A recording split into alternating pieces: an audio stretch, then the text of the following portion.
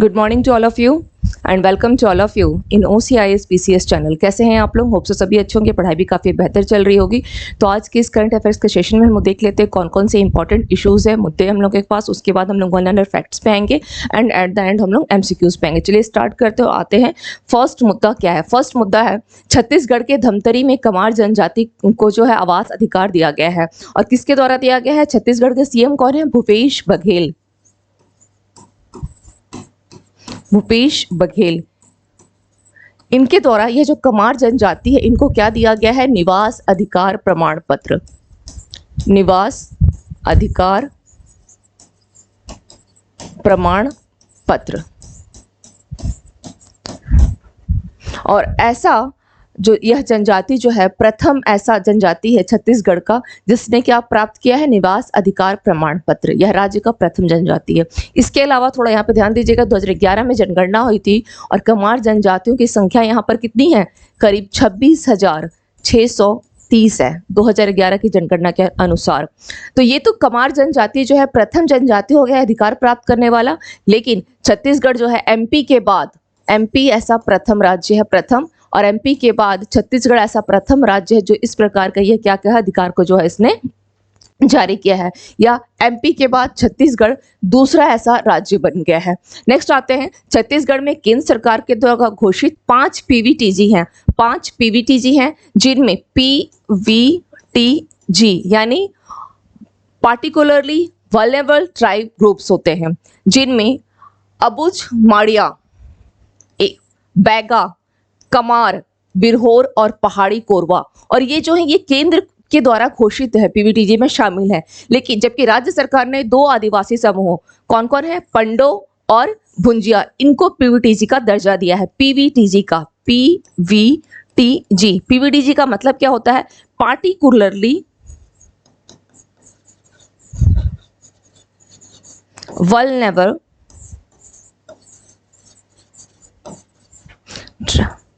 Tribal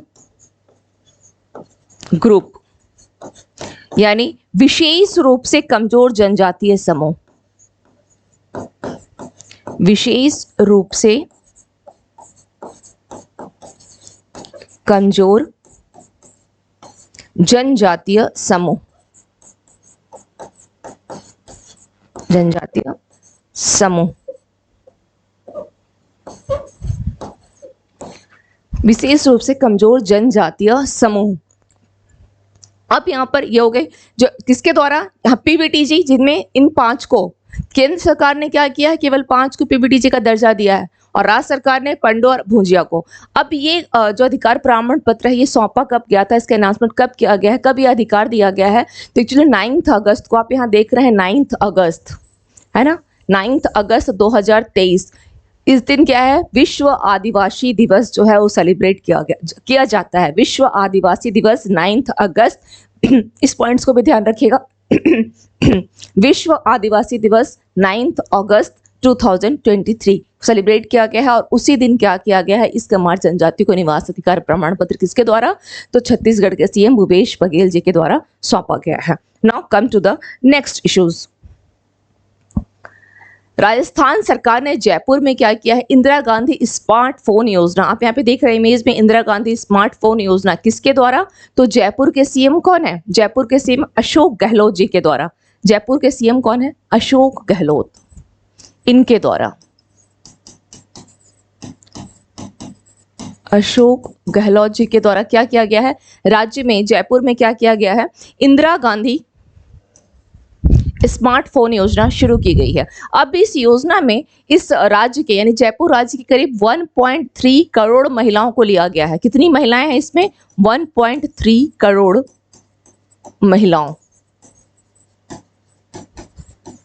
महिलाओं को क्या किया जाएगा? या वितरित किया जाएगा 1.3 करोड़ महिलाएं। अब इसके तहत और इन महिलाओं को क्या किया जाएगा? 3 साल के लिए, इन महिलाओं को 3 साल के लिए 3 इयर्स के लिए क्या किया जाएगा? डेटा के साथ, यानी फ्री डाटा क्या होगा इनके साथ? 3 साल के लिए डाटा के साथ, इनको 3 साल के लिए डाटा के साथ, ओके, डाटा के साथ इनको स्मार्टफोन दिया जाएगा। स्मार्टफोन स्मार्टफोन इनको दिया जाएगा। कितना है 1.3 करोड़। और इसीलिए मतलब ये एक साथ तो अब संभव नहीं है, तो क्या किया गया है, राज्य में करीब 400 शिविरों जो है केवल मोबाइल फोन को वितरित करने के लिए लगाया गया है। केवल 400 शिविर जो है इनको वितरित करने के लिए क्या किया गया है, आयोजित किया गया है। चलिए अब हम लोग देख लेते हैं इस कार्यक्रम में अशोक गहलोत ने क्या किया, और इसी कार्यक्रम के तहत डिजिटल सखी बुक भी लॉन्च की गई है। यानी एक तो आपका हो गया कि इंदिरा गांधी स्मार्टफोन योजना, करीब कितनी महिलाएं राजस्थान की 1.3 करोड़ महिलाएं इसमें आएंगी, और इनको मोबाइल तो मिल रहा है, स्मार्टफोन तो दिया जा रहा है, उसके साथ साथ एक बेनिफिट ये भी है कि 3 साल तक के लिए बिल्कुल क्या होगा, डाटा के साथ फ्री है। 3 साल के लिए डाटा के साथ इनका क्या है, एकदम फ्री, मुफ्त में स्मार्टफोन दिया जा रहा है। मुफ्त यहाँ लिख देती हूँ, ठीक है, मुफ्त स्मार्टफोन उनको दिया जा रहा है। अब इस कार्यक्रम के तहत, इसी कार्यक्रम में डिजिटल सखी बुक भी लॉन्च किया गया है। तो देख लेते हैं डिजिटल सखी बुक में और क्या क्या शामिल है। यह सरकारी स्कूलों में कक्षा 9 से, कब से, कक्षा 9 से लेकर कक्षा 12 तक पढ़ने वाली छात्राओं, कॉलेज की छात्राओं, एकल महिलाओं और विधवाओं को स्मार्टफोन वितरित किए जाएंगे। किसमें, कक्षा 9 से लेकर के कक्षा 12 तक। मतलब ये उनकी जो है सारे क्राइटेरियाज हैं। डीबीटी के माध्यम से स्मार्टफोन और सिम कार्ड की खरीद के लिए उनके ई वॉलेट पे जो अमाउंट दिया जा रहा है वो कितना दिया जा रहा है, 6800, इतना 6800 जो है, इतने अमाउंट जो है जमा किए जाएंगे। किसके माध्यम से, DBT direct benefit transfer, DBT direct benefit transfer के माध्यम से। Now come to the next point.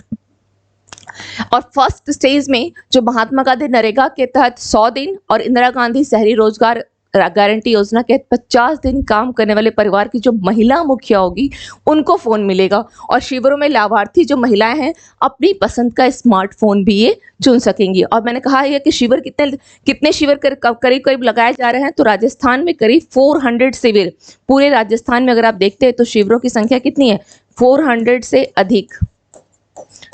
से अधिक क्या लगाए जाएंगे, मोबाइल शिविर लगाए जाएंगे। 400 से अधिक जो है आपका मोबाइल शिविर लगाया जाएगा। और इसी शिविर में मोबाइल शिविर है, ये मोबाइल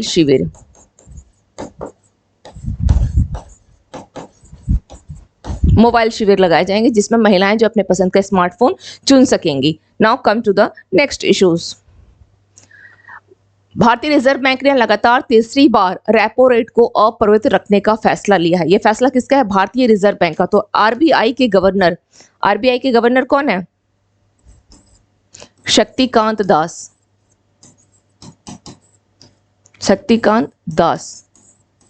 कौन है ये गवर्नर, आरबीआई के गवर्नर है शक्तिकांत दास। इन्होंने क्या फैसला किया कि तीसरी बार रेपो रेट, जो रेपो रेट है आपकी कितनी रहेगी, 6.5%। ये कितनी रहेगी, ये इंपॉर्टेंट होता है, एग्जाम में पूछ लेता है। Repo rate, reverse repo rate, CRR, SLF कितना है, एमएसएफ कितने, सब पूछता है। को अपरिवर्तित रखने का फैसला किया गया है। अब रेपो रेट है क्या, तो वह दर जिस पर आरबीआई वाणिज्यिक बैंकों को क्या करती है, पैसा उधार देती है। रिवर्स में क्या होता है, वाणिज्य बैंकों से वो पैसा लेती है, लेकिन रेपो में वो पैसा उधार देती है। तो इसके साथ हम लोग देख लेते हैं कि थोड़ा सा और देख लेते हैं कि चलो गवर्नर तो शक्तिकांत दास है, रेपो रेट इतना हो गया। एसडीएफ कितना है, एसडीएफ कितना है, 6.25% एंड आपका एमएसएफ प्लस बैंक रेट कितना है वो भी देख लेते हैं। बैंक रेट कितना है, 6.75% है बैंक रेट। ओके, इसको ध्यान रखिएगा, एसडीएफ पूछ लेता है 6.25%, एमएसएफ और बैंक रेट ये दोनों क्या होता है, दोनों सेम होते हैं, जितना एमएसएफ होगा बैंक रेट भी उतना होगा, 6.75% है।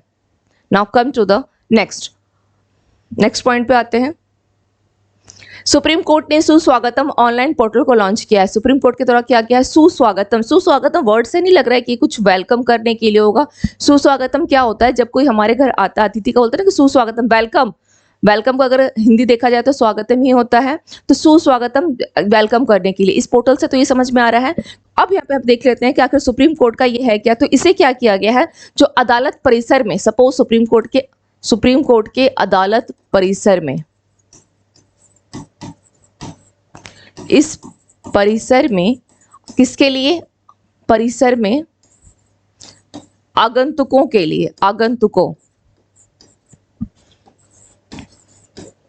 आगंतुकों के प्रवेश के लिए, यानी जो वकील हो गए, अधिवक्ता हो गए, ठीक है, कर्मचारी हो गए, इन सभी के प्रवेश के लिए क्या है, यह एक ऑनलाइन इलेक्ट्रॉनिक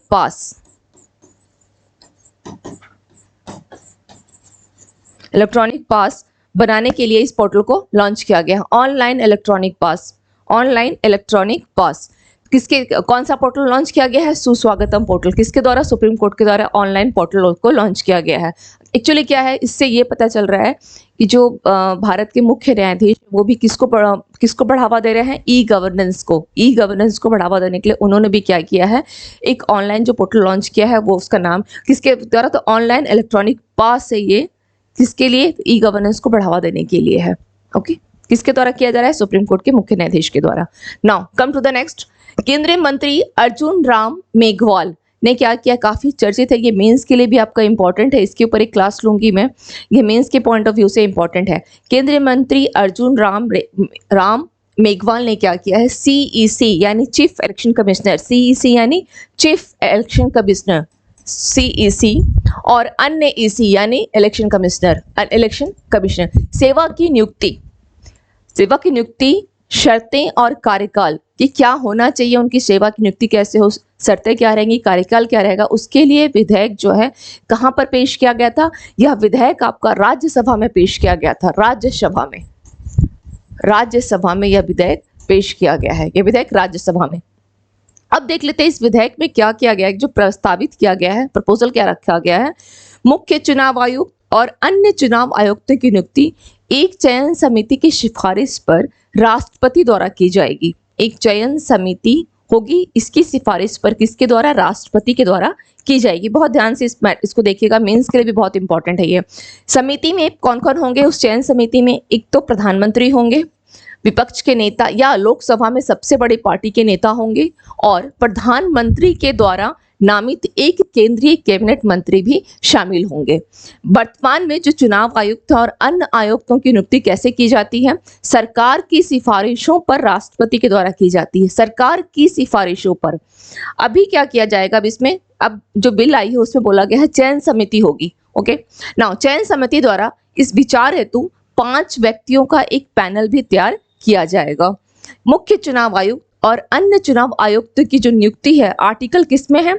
आर्टिकल 324 के तहत की जाती है, आर्टिकल 324। और यह भारत का जो चुनाव आयोग है यह क्या है? एक प्रकार का संवैधानिक निकाय है जो चुनाव कराने के लिए जिम्मेदार है। Now come to the next point.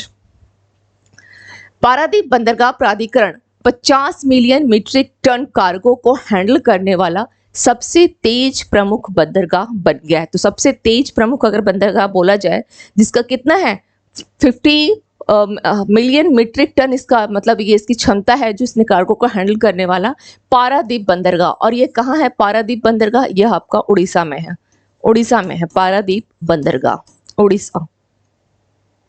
Now RBI ने यूपीआई लाइट के लिए उसकी जो सीमा है, प्रति जो लेन देन सीमा को बढ़ा करके 500 रुपीज कर दिया है, जो वर्तमान में कितना था, बढ़ा करके किया है। और वर्तमान में कितना था? वर्तमान में कितना था? 200 था, वर्तमान में 200 रुपए था, जिसको बढ़ाकर कितना कर दिया गया है? 500 रुपीज कर दिया गया। और ऐसा क्यों किया गया है? ऐसा क्यों किया गया? मतलब ये थोड़ा जो इसके कस्टमर्स होंगे ये उनकी सुविधाओं के लिए किया गया है। और यूपीआई लाइट है क्या? ये एक प्रकार का यूपीआई लाइट क्या है? यूपीआई आप लोग सभी को यूज करते होंगे अपने फोन पे। तो ये क्या है? एक ऑन डिवाइस वैलेट बोल सकते हैं, ऑन डिवाइस वॉलेट ही तो है ये, वॉलेट ही है ये। और यूपीआई क्या है? वॉलेट ही तो होता है जिसमें पर्स की आवश्यकता नहीं, मोबाइल में पैसे रखो। मोबाइल भी आजकल क्या हो गया? एक वॉलेट ही हो चुका है। ऑनलाइन क्या है? डिवाइस वॉलेट है ये, जो कि छोटे मूल्य के लेन देन को बढ़ावा देने के लिए किया गया है। किसके लिए? छोटे मूल्यों के लेन देन को बढ़ावा देने के लिए ऐसा उसने इसको जारी कब किया गया था? इसको कब लाया गया है? सितंबर 2022 में, सितंबर 2022 में इसको लाया गया था, ध्यान रखिएगा, लास्ट ईयर। नाउ पहले RICS क्या है ये? RICS। दक्षिण एशिया पुरस्कारों में सुभाष रुनवाल को लाइफ टाइम अचीवमेंट पुरस्कार दिया गया है। किसको दिया गया है? सुभाष रुनवाल को लाइफ टाइम अचीवमेंट पुरस्कार। अब देख लेते हैं कि यह RICS क्या है। आप लोग रियल एस्टेट का नाम सभी को परिचित है, रियल एस्टेट को सभी कोई जान रहे हैं।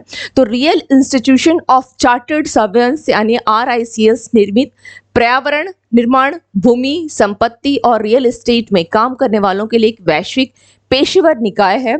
और इसका स्थापना कब हुई थी? 1868 में। कहाँ हुई थी? लंदन में हुई थी। और यह रूनवाल जो आप देख रहे हैं, यह रूनवाल की स्थापना कब हुई है? रूनवाल भी क्या है? एक तरह का रूनवाल आपको बोल सकते हैं रियल एस्टेट जो डेवलपर्स होते हैं ना, इसका रियल एस्टेट वाले, उन्हीं में से एक आपका रूनवाल भी है। रियल एस्टेट का डेवलपर से जुड़ा हुआ है और इसकी स्थापना रियल एस्टेट ये डेवलपर से जुड़ा हुआ है, इसको ध्यान रखिएगा, रियल एस्टेट डेवलपर से।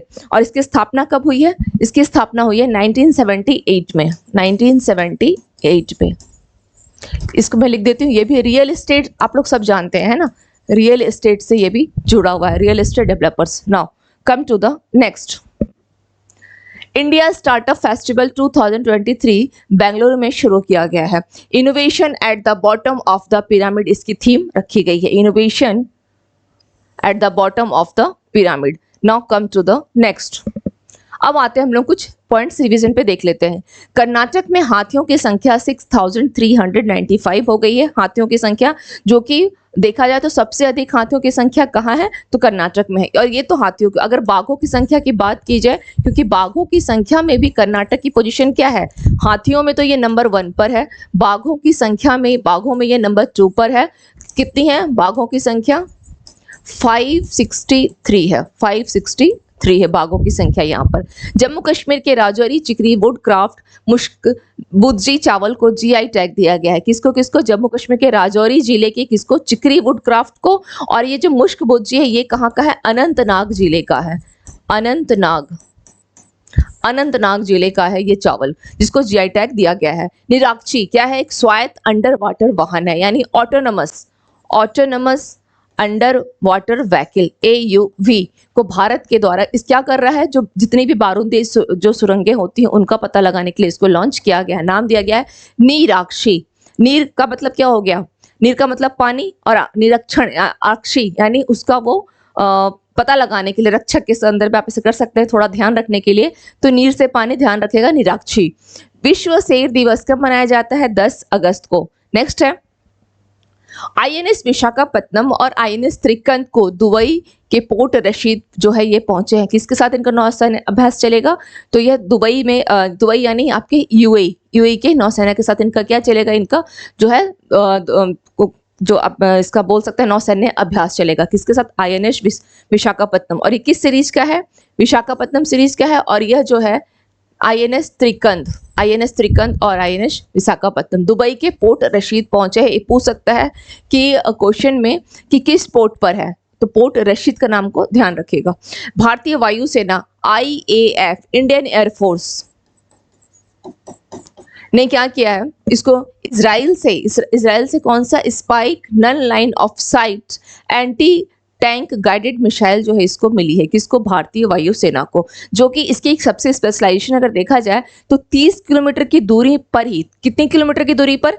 30 किलोमीटर की दूरी से क्या कर सकता है? ये लक्ष्य को भेज सकता है। कितने किलोमीटर की दूरी से? 30 किलोमीटर की दूरी से लक्ष्य को भेज सकता है। यमुना के प्रकोप को रोकने के लिए हरियाणा ने हथनी कुंड पर, कितने करोड़ का प्रोजेक्ट है ये?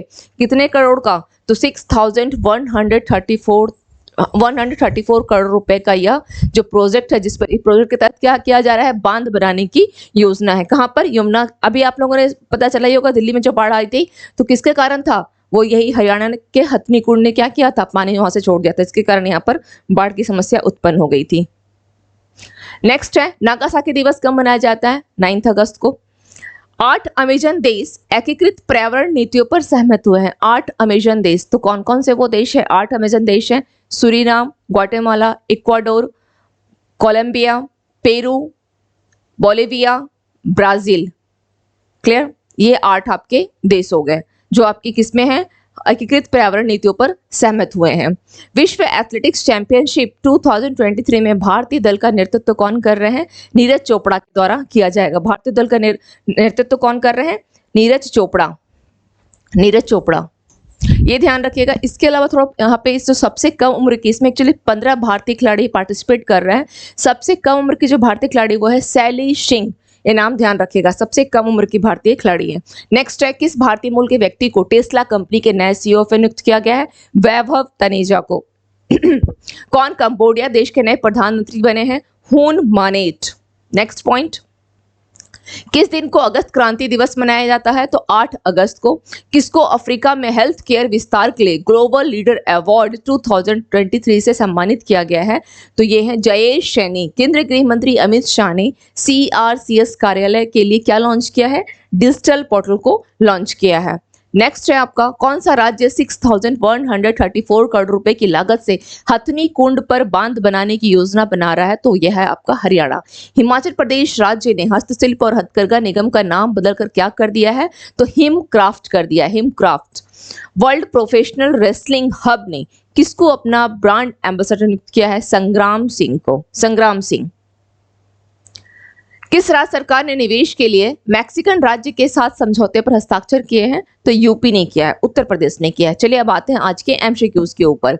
RBI ने लगातार तीसरी बार रेपो रेट को अपरिवर्तित रखने का फैसला किया है। वर्तमान में रेपो रेट कितनी है? 6%, 6.25%, 6.5%, 6.75%। तो क्या होगा? 6.5%। C is your right answer. C is your right answer. और ये 6.25 क्या है? ये आपका SDF है, SDF, SDF।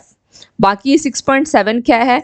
MSF plus bank rate, bank rate है ये। Now come to the next.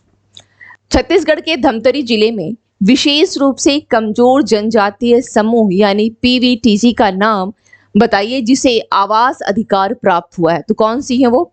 Abujhmaria, Kumar, Baiga, Birhor. तो कौन सी जनजाति है?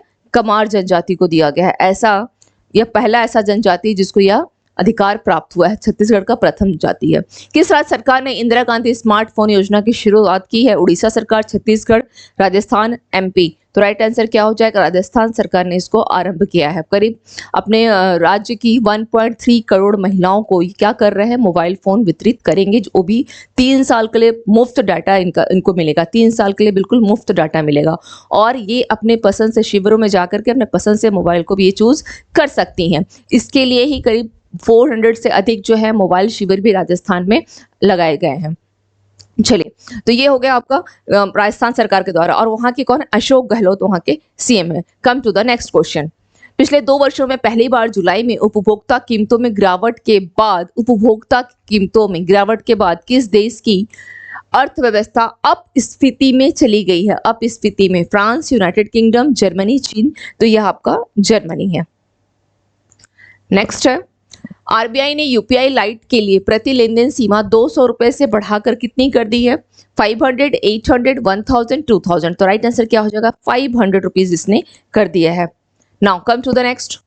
वर्तमान वित्तीय वर्ष में 50 मिलियन मीट्रिक टन कार्गो को हैंडल करने वाला सबसे तेज प्रमुख बंदरगाह निम्नलिखित में से कौन सा है? जवाहरलाल नेहरू, पारादीप, विशाखापट्टनम, चेन्नई। तो राइट आंसर क्या हो जाएगा? पारादीप बंदरगाह। और सबसे व्यस्त अगर बंदरगाह की बात की जाए तो कौन सी है? सबसे व्यस्त बंदरगाह है ये।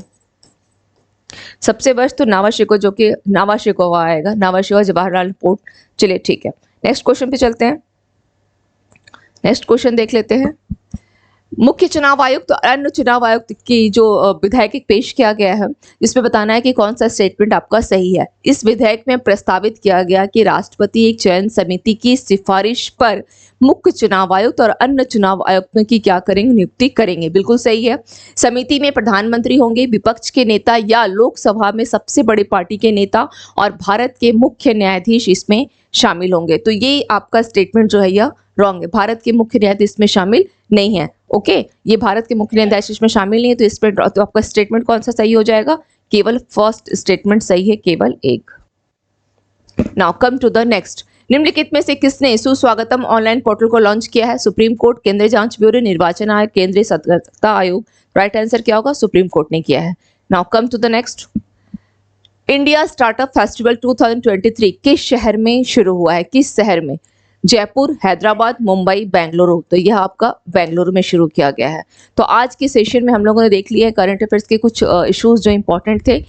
मेरी कोशिश है कि अधिक से अधिक मैं आप लोगों के पास जितने भी न्यूज़ हो सके करंट अफेयर्स की वो मैं आपको दे सकूं। इसलिए मैं सारे फॉर्म्स में देती हूँ जहाँ पे मुझे लगता है, क्योंकि स्टूडेंट्स क्या है, सभी प्रकार के स्टूडेंट्स जो है क्लास को देख रहे हैं, जो यूपीएससी की तैयारी करते हैं वो भी, और जो पीसीएस दे रहे हैं या फिर जो वन डे एग्जाम दे रहे हैं लाइक एसएससी हो गया, या वो आरआरबी की तैयारी कर रहे हैं या टीचर्स की दे रहे हैं, तो सभी के लिए करंट अफेयर्स क्या है इंपॉर्टेंट, तो सभी के सभी एग्जाम्स में आते हैं, इसका अपना ही अहम रोल होता है। और कुछ क्वेश्चंस जैसे आज मैंने वो आपको बताया कि ये मेंस पॉइंट ऑफ व्यू से इंपॉर्टेंट है, तो थोड़ा इस तरह से करंट को आप थोड़ा डीपली पढ़ के जाया कीजिए, क्योंकि एग्जाम का जो ट्रेंड है वो अब काफ़ी हद तक चेंज हो गया है। इसका ध्यान रखते हुए और एज मच एज रिवीजन आप लोग जरूर किया करें। अगर कोई भी कहीं डाउट्स हो, कोई क्यूरीज हो या कोई सुझाव भी हो, तो आप कमेंट सेक्शन में बिल्कुल बेहिचक दे सकते हैं, विदाउट एनी हेजिटेशन आप कमेंट कर सकते हैं। तो मिलते हैं फिर next morning. Thank you to all of you and have a nice day.